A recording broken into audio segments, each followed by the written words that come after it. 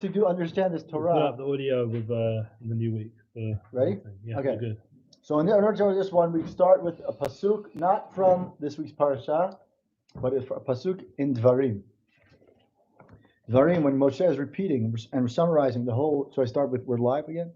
Yeah, okay. We're live in Efrat. Good evening, everyone. We're live in Efrat. Mordecai Holtz sitting in for Charles or Shaul Sakal, who's not here. He's in America. So he's learning Parshat Chukat and Balak. We're going to learn just Balak. He's still sending in shorts. So everyone check out the Spotify. This will be also on Spotify as well.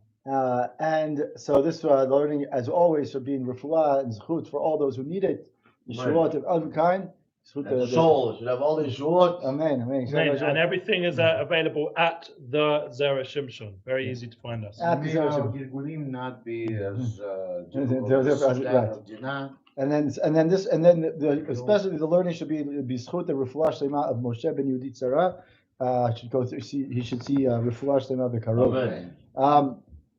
So we start this week. This is Torah Yud Gimel of Parshat Balak in the Zera Shimshon. We were just talking about you. We were literally just talking about you. Video will be up soon. Oh my God, unbelievable! Hold on, everyone. Yes, Jesse's in the house. Sitz's check. Okay. Woo! Sitz's are there. Okay, fine. Tesla's okay. Right. Okay. So this. Oh, let's give him a. Okay. So in order to understand this Torah, the Torah Yud Gimel of the Zera Shimshon, we were going to read a pasuk from Sefer Dvarim. So Sefer Dvarim, it says Perek Kaf Gimel pasuk Vav. It says, V'lo aba Hashem Elokecha lishma Bilam. Hashem didn't want to hear what Bilam was saying. Vayafoch Hashem Elokecha lechata klala livracha.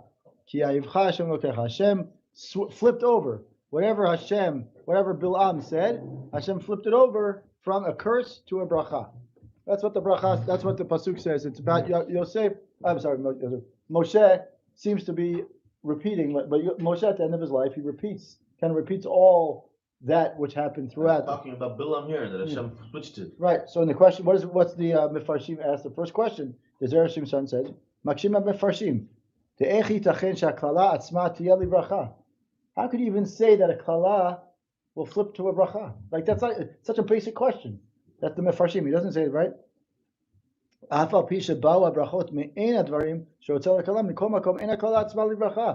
He's saying is the curse itself didn't actually become a blessing. Exactly. In other words, right? The only except for the one, which is Matov Alech Yaakov, all the other klalot that Bilam gave never actually took place. So what are we saying? That Hashem flipped them over from a curse to a bracha?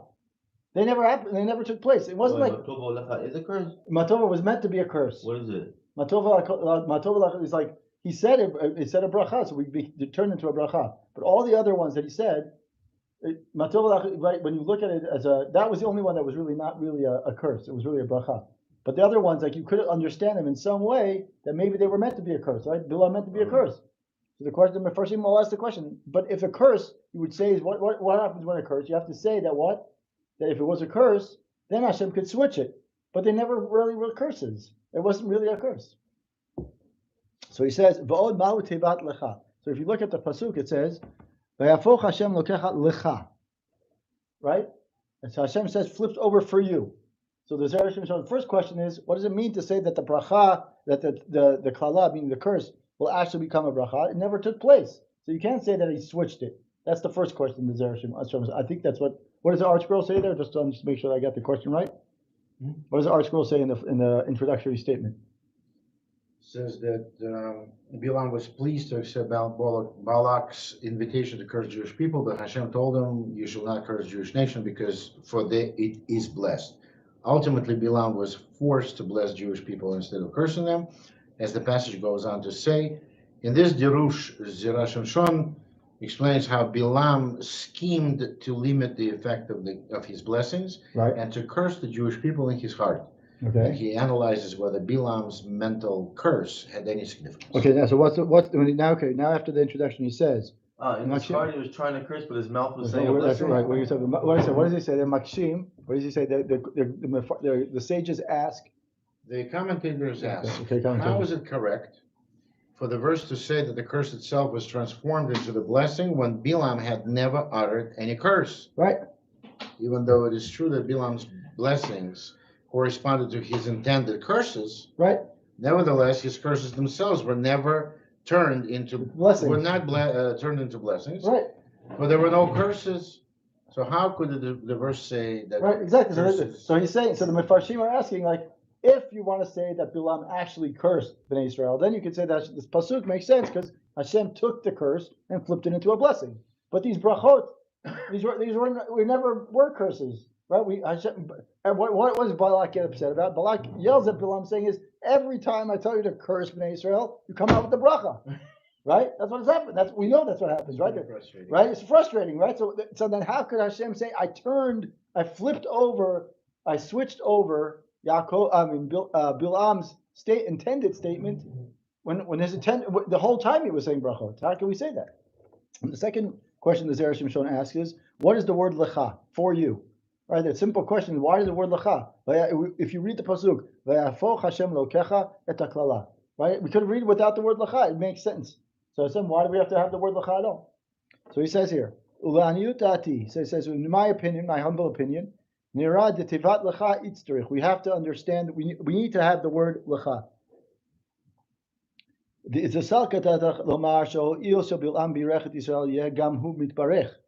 So it says here, right? You would think, right? We might have thought that because Bilam was blessing Bnei Israel, so he would want to get blessed too. So that's why the word lecha has to be said in there. Such a simple answer. He says, "Kidichtiv mivarech mivarechecha baruch kamash malan kara lecha dedavka legabei Yisrael hayu brachot v'lo legabei Bilam." So Hashem says, why does Moshe say vayafoch Hashem Elokecha lecha? Because he says because to you specifically Bnei Israel. Because otherwise, what would we have thought? We would have thought that maybe Bilam, when he was saying the brachot, that he wanted a piece of the action too. He wanted the bracha too. So he says, Hashem says, no. Moshe says, "Vayavoch Hashem lecha." Only for you. That's the answer. Simple answer of the why lecha. That's the answer number. In most of the time, the Zera Shimshon answers the question number 1 first, number 2 second. Here he answers number 2 first. He goes out of his order. Let's go back to now. He says here, Ubinyan hafichat klala libracha. This is why I chose, by the way, Torah Yud Gimel, because it's similar in some ways to what we learned about Torah, the previous one, Torah Dalet. So it says, Yes dakdek she'im navin hadavar ki pshuto, shamachshava haya mekalo ubefiv haya mevarech, pshita she'en kan klala klal. So he says we have to understand. He says is that, but if we look at the things completely from the simple level, right? His thinking means machshava haya mekalel. His mind was to curse, right? Bilam's mind was to curse. Ubefiv, and his mouth was uttering brachot. Right? Pshita she'en kan klal. There's no curse. If we look at the words, just look at the words, forget anything else, we could see that Bilam is like concentrating his kavanah, curse Bnei Israel. But what comes out? A blessing. So then, therefore, there's no cursing. It's a bracha, right? So he says is that in general in the Torah, do I get punished for something that was in my heart? Right? Let's say I made a deal with you. All right? You and I made a deal. Right? I said, okay, I'm going to give you $100, $1,000. I'm giving you $1,000. I sell you my car for $1,000. Oh, here we go. We got a Tesla. We'll sell the Tesla for $1,000. Right? So I said, fine. We shake on it. Fine. Then he says back, you know what? Really, you owe me $5,000. He says, why do I owe you $5,000? Because in my heart I said $5,000. Can I charge you? Should I be giving you $5,000? Absolutely not. Why? Because dvarim shebalev. The halacha says dvarim shebalev lo avu dvarim. They don't count. It means nothing, right? It means nothing what I have in my heart. So whatever I say, whatever Bilam had in his heart, I had in my heart to curse. Useless, right? So he says, look at this, and he says, now he says, listen, okay, that sounds nice and everything, it's all good. Now I want to prove to you, maybe you're going to bring a proof from Nidarim. In Masechet Nidarim, Daf Kafchet Amud Aleph, it says, there's 3 cases in which, Gemara says that there are 3 cases in which a person can say something and mean something else, meaning I can say something in my heart and say something in my mouth two separate, meaning they're not the same, and I'm not chayav for lying. You would think that maybe he's chayav for lying. So the three cases are: I have a tax collector, right? If a tax collector comes to in the time of Gemara, tax collector comes to my house and says, "You owe me money," You lie. you can lie. Or a robber comes to your house, "Give me all your money." You can lie and say, "Take the money." Or possible murderer. Possible murderer. What's a possible murder? Meaning, so he says to you, "Give me all your money, I'm going to kill you." Right? A I don't have robber. any money. Right? He says, "Take the money. Just take the money. It's all yours." Yeah. So right? Oh, it's not his. It's not his. It's not my money. Right? I can say it's not my money. It's someone else's money. Right? No, even if I give it to him, it's not his, Kido. So he says That's here. what the lie is. 1 second here. It says here Kafchet Amud Aleph. It says here. Hold on 1 second here. I just found it here. It says here.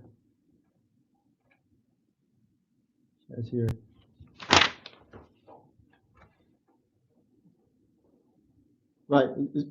A tax collector. If the tax collector says that the long thing is okay. Right. So the tax collector. Does it say in article what is this there? I'm just finding it here. What does the article say? Can I see that for a second? Or you want to read it? That's it. Let me just see how article explains it. He says here, the Gemara says that potential victim can say a verbal, I wrote down my notes. Okay. A potential victim here. He says a potential victim can make a verbal vow saying, "I swear to you that," he says you can make a verbal vow, even though in his mind. You swear. He can make a swear. He can make a shvuah even. Swear. He can even swear. Wow. He can say, I can make a verbal vow saying, take all my money. I swear to you, I'll give you the money tomorrow, whatever it is. I can say to you something, and in my heart, I'm saying something else, right? And intend not to make the vow, to take the vow. In that case, it does work, right? In other words, he doesn't have to make the vow. He can say, "I swear to you that I'm going to pay you back tomorrow," or whatever it is. He can make that statement, and he's not chayav. Why? Because he's honest. He's considered an honest. So you might say. So what are the three stuff? A tax guy, a tax collector, a robber, and a potential murderer. Yeah. Right. So all those cases. Can you apply that today to Masach Masar or no? I don't know. Actually, in fact, you can't, because in one of the cases there, in the first, interesting that you said that. Amarav Chinana, Amarav Kahana, the Hamar Shmuel Dina de Malchutay Dina. So who's the opinion that says you could do it? It says no, but moches means when a tax collector comes to your house, and forces you to give the money, then you can say to swear to you, you can say to the first tax collector who has set a limit to the amount he collects, right? The king then does not apply to such a tax. When you say you owe me $1,000, or let's see what he says here. We're just gonna say here.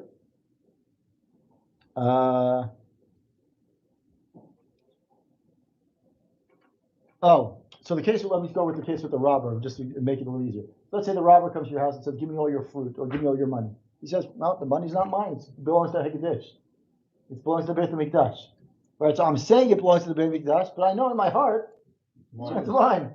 So the robber is. So in the case where the robber cares. He cares about the Hekdesh. That's some robber. By the way, that's one of the questions that they ask in the Gemara. They don't know. The robber's going to really care. I mean, what's the big deal? The truth is, in those days, even the robbers understood the Beit HaMikdash. Don't steal from God. We don't mess with God, right? Don't steal from the Godfather. Right. Everybody in the mafia knows. Don't steal from the Godfather. So it says in that case, maybe God from the big Nash will come after you, not me. I'll get you. Right. It says here, basically, he says that in any case, only when you're really in mamash in a situation of onus can you make these kind of statements. So the Zera Shimshon says, it says here, it says as long as you don't say something that's the Shulchan Aruch says on this halacha, he says on this Gemara, he says here, you have to say something that's within the gather of truth. Meaning, saying is, you can't say that something that's completely soter what's in your heart. You could say is, this money belongs to the Beit HaMikdash, right? You can't say all my money belongs to the Beit HaMikdash. Meaning, in my heart, I say this money, right? You need $1,000 or $10,000. Give me $10,000 or I'll kill you. So he says the money you want belongs to the Beit HaMikdash. I'm not saying all my money. There has to be some sort of alignment between what you said and what's in your heart. If otherwise, it's not correct. Otherwise, then you really are lying, right? So he's, It's so crazy that the robber should more care about that. And you can't lie even to the robber. right. So that's right. It cannot be just out So of there's lie. It has when to I be was some listening, kind I of was a listening, modified truth. I was listening to a shiur about this specific lesson, and the guys there was so the question there was the one who gave this shiur. I was listening to a shiur about this specific Torah, and he says there's a story about Rav Zilberstein. They have a question about Rav Zilberstein. Rav Zilberstein, he has all these stories that he has questions about stories that he's heard or maasim that people have asked him.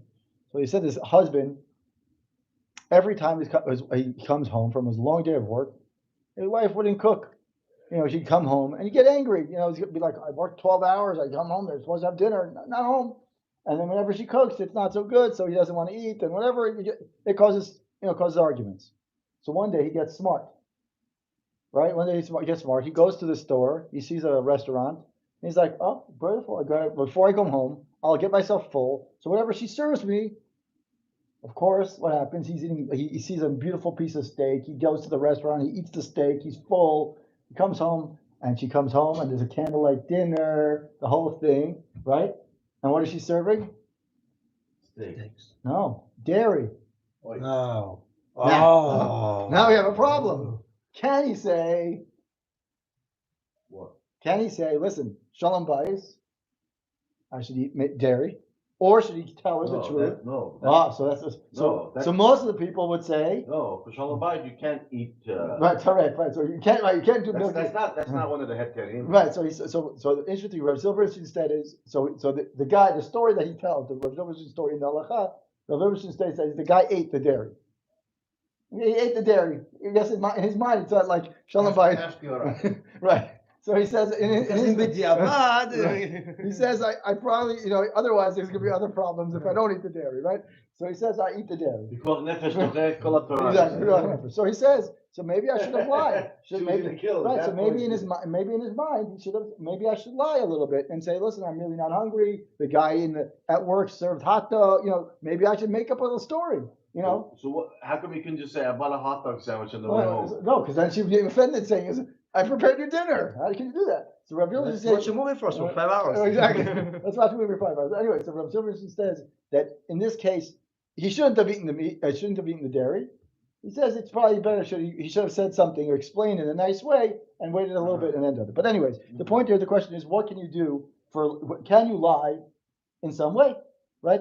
Could you in your heart say one thing?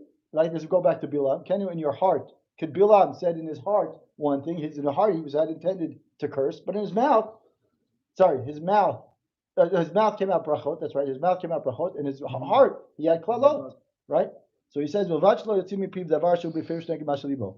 V'lo shari elak she'omar b'libo hayom o kedoma lezeh b'fiv omer yasru kol ha'perot shebe'olam alav eno kach kamo shekatav Hashem hashach v'ayin sham." So he says here is the halacha is that, like I said, he has to qualify his statement. He says that let's say the guy says, you have to give me 10,000, all your apples that you have in my house, you have in your house. The robber comes to your house, says, give me all the fruit. So he says, I'm giving you all the fruit. He says in my heart, he says, I can't eat them. Right? He says they're asur to me because they're hekdesh today. Right? Once I say today, then I've qualified it. So that way the next day, tomorrow, I'm not lying anymore. Right? The qualifying statement is very important here when you're making these, when you're under onus, you have to, even when you're saying onus and you can say I can lie or I can bend the truth, bending the truth still has to be within the gather of, tell some sort of truth within the lie, if you will. That's what he's saying. So he says, now let's go back to Bilam. Right? After he saw that he was forced, basically, right? He was forced to give brachot to Israel. Dima din zel din anal din nodrim lanasim v'chashav b'libo she'otan habrachot shemotzi mipi lo yitkamu el yom echad bilvad v'achar kach yihyu klalot. So he says, wait a minute, Bilam says the same thing. I'm forced, I'm an ones, so what am I going to do? I'm an ones, I'm going to do is I'm going to say, okay, for today, the bracha counts. Tomorrow, I want the klala again. So he says, right, do you understand what he's doing? The Zera Shimshon is taking, he's saying is, maybe in his heart he had one intention, and in his mouth he had another. We know that, right? That's what he says. So he says is, we could look at it and say, maybe Bilam was thinking, maybe Bilam was thinking, today, God, okay, I got you. I'm an honest. So therefore what? I can lie today. I'll qualify my lie for today. You want to get bracha? You got the bracha for today. Tomorrow, put the kalot on. That's what Bilam is thinking. The dafke b'moches she'oseh neged adin az min devarim shel levad b'dvarim. Aval imu moches shenotel meches haraui b'din ad malchuta az lo shari lidor b'fel lachshov b'libo hayom. Lefi she'en lo adam v'avrech ha'meches al malchut. Moshe Rashi Sham. So he says is if you look at the Gemara there later on in the Gemara, it says that a person who a tax collector who is doing unlawful, meaning he's collecting the king didn't send him. He's just going. You see, the Jew sees the tax collector. He doesn't know whether the tax collector is actually being sent from the king. He's just tax collector. In those days, they were also independent contractors. Exactly. So right. Like Chas v'Shalom, but lechavdom, the fundraisers. Right. So you go there. So the guy tax collector says, knocks on your door. You see a tax collector. You don't know if he was sent by the king or not. He's wearing his official garb. You have no idea. So he says is only when the tax collector is actually being sent by the king can you lie. But if he's just saying is you owe me all your money, or you makes up a number, he says, well, I just paid. I don't care. He comes up with the whole thing. Then you have to say that in my heart you can't make this statement anymore because he's not representing the king. He's representing himself, and therefore he's already proving that he himself is lying. Meaning the tax collector himself is lying. And therefore you can't lie. Okay. So he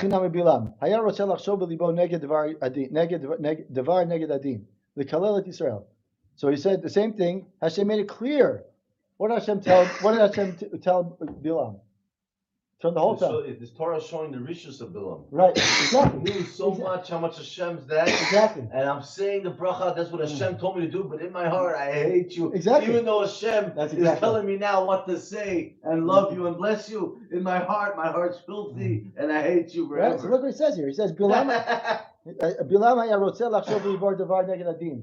in his heart, Bilam said, I'm going to do against what Hashem told me. Hashem told him, don't go curse the Jews. Don't go. What are you doing? Don't go curse. And he did it anyways, right? He says here, look. This is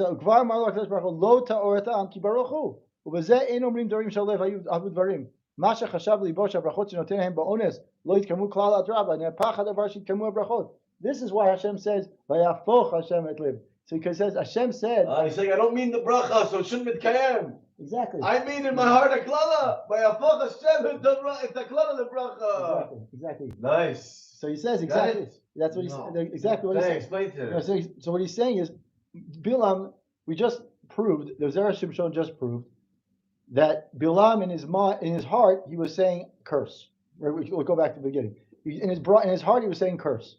In his mouth he was saying blessings. Right? Because he's being forced by God to bless. Right. Like the guy that's being forced to pay the thing. I don't really have to do it. I could follow my heart. My heart's saying, hey, I don't owe you money, you're cheating. So that's like that. Bilam, his heart hates the Jews, but Hashem's forcing him, he's anus to bless the Jews. So you think the blessing shouldn't work. Right. Exactly. You think the blessing shouldn't work, why not? Follow the heart. The real meaning of Bilam was to curse us. But Hashem manipulates does it work? But we just learned about Yaakov, Yitzchak blessing Yaakov, while meaning to bless Esau. Right. Still worked on Yaakov. Right, because he said his Gam Baruch, he said, and at the end, specifically So he says here, look what he says. So he's saying is that Bilam, this whole time, Bilam said, okay, I'm anus, I'm considered forced. If I'm considered forced, then today, I can say whatever. I can say what I want, and tomorrow morning I want the curse to happen. Then he says, wait a minute, if I know, then Hashem told me, don't go curse the Jews. Hashem says that to him. The first aliyah, it says, don't go. And he goes anyways. Because he says, wait a minute, I'm forced. Right? He says, I'm forced. And he says, wait a minute. I got it. So you should think is that maybe because he says, I'm forced, or maybe because he says that Hashem told him not to do it. So he says, my heart, in Bilam's heart, he says, my heart is telling him curse. Just like the guy that's being the guy's being forced. The guy's being forced. You could say something and not mean it. It doesn't mean anything. Right. So that's what Bilam's just like that. Bilam's saying, I'm saying it, but it means nothing. Exactly. Because in my heart, I really want to curse them, but I'm being forced, so it doesn't mean nothing. Right. Hashem says, no. I'm gonna It says flip your your words, even though Flip you the mean name to of curse. I'm gonna flip Exactly. it into a bracha. That says here exactly. It says Macha shechashav libo shel brachot shenoten hem ba'ones lo yitkamu klal adar. Right. Because Amina b'midrash al pasuk v'shamar Hashem lokecha lecha. Amar Rabbi Yishmael bar Nachman kol ma she'Yisrael ochlim b'olam hazeh eno elo mikoach habrachot shebecham bilam harasha aval ma shebercho otam avot mishmut en latzad avot. So he says here, if you look, it says is that exactly what he said. Is that what Yaakov, what Hashem said is Bilam had in mind, in his heart, he had in his heart to curse. So even though he said blessings, he had in his heart to curse. So Bilam's saying, wait a minute, I'm considered Hashem's forcing me to bless. So maybe I'm considered, so then maybe the brachot won't ever happen. Right? I'm going to be forced. So he says, no, Hashem says, I know your true intentions. I told you not to go. You went anyways. Here, I'm going to show you. I'm going to take Vayafoch Hashem lecha et haklala libracha. Right? I'm going to flip over the bracha the klala that you had in your heart. I'm flipping it into a bracha to make sure people see that I really understand your intentions. Right? There is a statement. I think he says later on. I don't remember what the article says here. There is such a thing that there is a midrash, I believe, that says that there at some point the klалot did actually take effect. So how can you say that, right? If Hashem turned these klалot into brachot, how can we say that the klалot ever took place? Good question, right? So he says here, oh, there it is. Okay, Gemara in Sanhedrin says. Yeah, the Gemara shows that all these stuff actually did come true. Exactly. All these brachot really were curses. Right.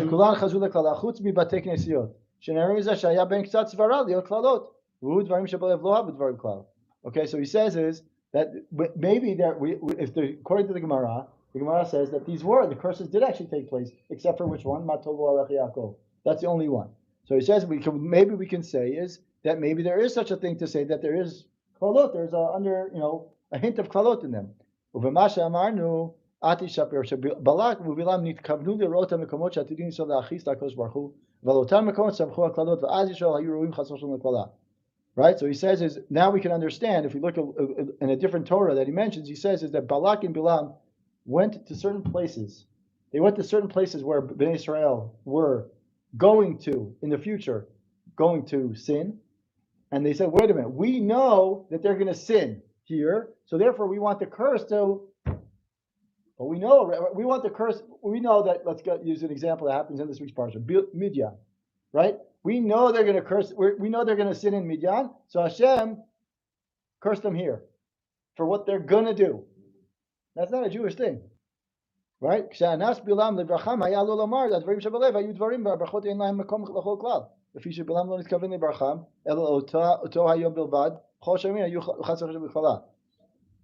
Hashem says, you buy it on exactly. You pay for it Right. from now. Exactly. Right. Exactly. He says, "Well, I want you to buy." Bilam is saying, "God, listen. I'm telling you now, they're going to sin here. So now let's take the curse. Pay it forward." He's asking to pay it forward. You can't do that. Hashem says, "No, I can't. You can't do that because what could always happen? They do tshuva. Hashem never punishes." Right? Hashem never punishes someone for what they're gonna do, right? He only punishes you for something that you actually do. Minority report. Right. והקדוש ברוך הוא ברחמיו הקללות שהיה להם להיות תמיד לישראל, הפכם לברכות לפי מידתו של הקדוש ברוך הוא, שאין מעניש את ישראל בשביל העבירות שעתידים לעשות. Hashem doesn't punish us for things that we're gonna do, right? אמנם שבא הזמן עצמו שלא היו ישראל ראויים חזרו הקללות במקומן כראוי, אבל כשהיו ראויים להם נתן להם ברכות, תמיד הפך מחשבה בלעם. So he says is Hashem. What he's saying is that Bilam's intentions were in his heart. Bilam was seeing days that we're going to go off track. Right, and he's those saying, days to curse us. And then he's saying is Hashem, pay it forward now. Give the brachot, give the klалот now. Shelve it for now. Right. Speed it out. So Hashem said, okay, only for that day though, those days. Right, only the day when they sin, I'll punish. But on the rest of the days, It's all going to be brachot. they're all brachot. Right. Very, very nice, right? Exactly. Right. So he said there's. I think it's the Bat Ayin. He talks about the Matov Alech Yaakov. He says that's like I have to look at the whole. He says it's a wonderful thing. But even just looking at what Rashi says about Matov Alech Yaakov. Oh, that's what it is. Matov Alech Yaakov B'Shkotech Yisrael. The Bat Ayin says that Matovu But I Bat Ayin, not the place. Bat Ayin. Mamash, but I. Bat Ayin. There's there the was name a of the city. rabbi in Tzfat called Batayin. Yes, that's I right. don't That's know. what he's talking about. Yeah. Right. So he mentions the Bat Ayin. He says Actually, Batayin is named after after him. him. Right. The Bat Ayin. So he says that it's Avram Dov Avrich is his name. Avram Dov is the gematria of Avram Dov is Bat Ayin. Really? Yeah, you didn't know that. Ah, it's a gematria. Yeah. Wow. So, Gematria of what? Bat Ayin is the same gematria as Avram Dov, which is his name.